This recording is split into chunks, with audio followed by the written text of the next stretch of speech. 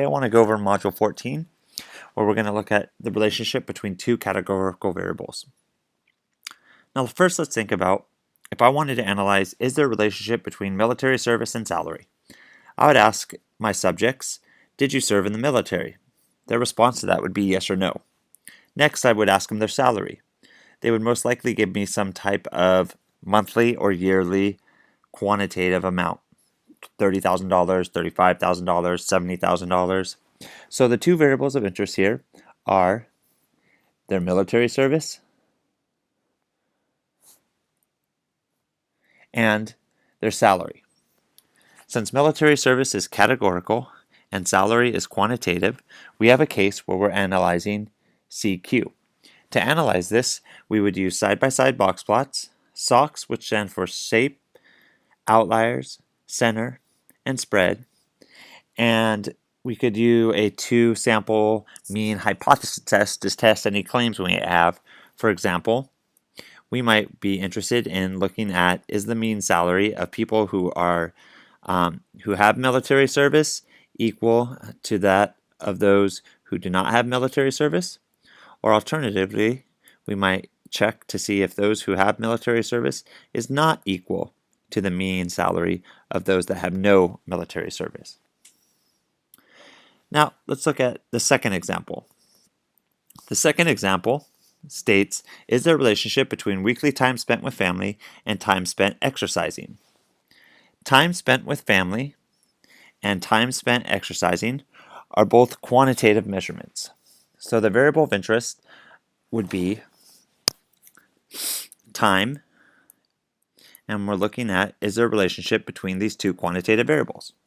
If we want to analyze QQ, we learned last week that we can make scatter plots, and we could write about the outliers, direction, strength, and form, and we could do a linear regression t-test.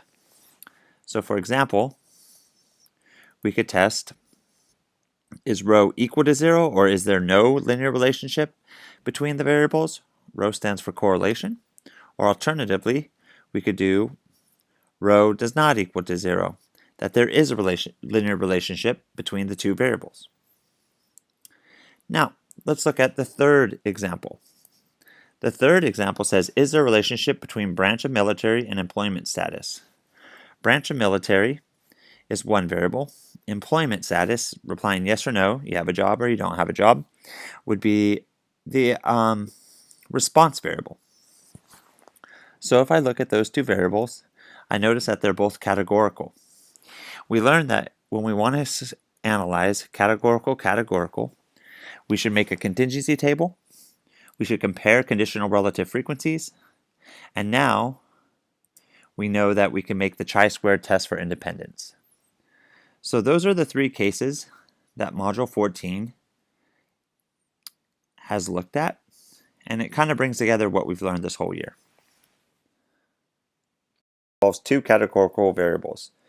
The first, X, have you served in the military? And Y, are you employed? Our next step would be to go and gather a sample. We'd ask our sample, have you or do you currently serve in the military? And do you have a job, or are you currently unemployed? Next, we do exploratory data analysis, which would involve making contingency tables, any appropriate graphs, pie charts, segmented bar charts, and we'd probably compare conditional relative frequencies. Now our sample might show that they're independent or not independent, depending if the conditional relative frequencies are equal. Next, we'd want to state our hypothesis, find and ensure that the conditions were met,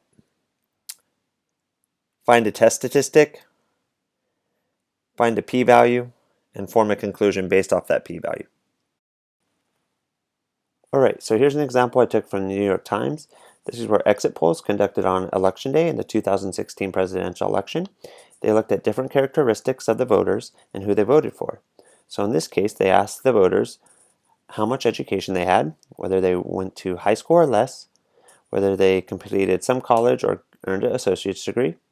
They could also say that they were college graduates, or that they completed postgraduate work like a master's or doctorate or PhD. Then they asked them who they voted for, Clinton, Trump, or other. So what we want to do here is exploratory analysis. We want to summarize the data above. The best way to do that is using a contingency table. So I entered the data into StatCrunch, and I could do this by hand. Now I have to think about which of these two variables look like they're most likely my explanatory variable. So in this case, I think education level would be a good explanatory variable for the response variable of who they voted for. So I'm going to go to Stat, Tables, Contingency, and I'm going to pick with Summary. Since I already have the data in a contingency table, all I'm asking StatCrunch to do is calculate the conditional relative frequencies. Clinton, Trump, other are in my column, so I'm going to hold down the mouse button and pick all three of those. My row variable is education, so I'm going to pick that as education. And I'm going to tell it to calculate row percents. So I'm going to go ahead and hit compute, and you can see it calculated the percent of respondents who had a high score or less. 45% of those people, of those respondents in this group voted for Clinton, whereas 51% who had a high score or less voted for Trump, and 3.89 or about 4% voted for other. What we should do is summarize what StatCrunch gave us. So I went ahead and pasted a picture of the StatCrunch output into PowerPoint. And what I would like you to do is compare, let's start with Trump since he won the election. Well, we noticed Donald Trump did best among these two groups. So I'd want to write a few sentences about that.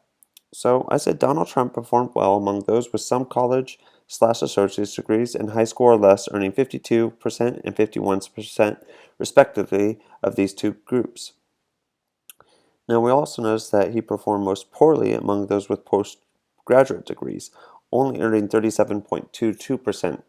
So we want to compare the columns, our responses, as we write about what our sample showed us. Next, let's compare Hillary Clinton. Well, Hillary Clinton did best among those with postgraduate degrees. So Hillary Clinton did best among those with postgraduate degrees, winning 58% of their vote, but performed most poorly among those with some college/associate's degree, winning only 43% of their group. Last, we want to compare the other, or the third-party categories, and we notice that the third party did best among those with that only had bachelor's degrees. So neither of the major party candidates won a majority among those who were college graduates, where third-party candidates performed their best, earning almost 6% of the vote. So we can see that there are differences among these conditional relative frequencies. If there was no association between these groups, then I'd expect all these to be about equal. But we can see Clinton did way better among postgraduates than any of these other groups. Trump did way better in these two groups than the other two groups. And third-party candidates, while they're close, did poorly among those with high score or less, but better in the group where we're looking at college graduates. But just because we can draw these conclusions from this sample doesn't mean we can apply them to the population unless certain conditions are met.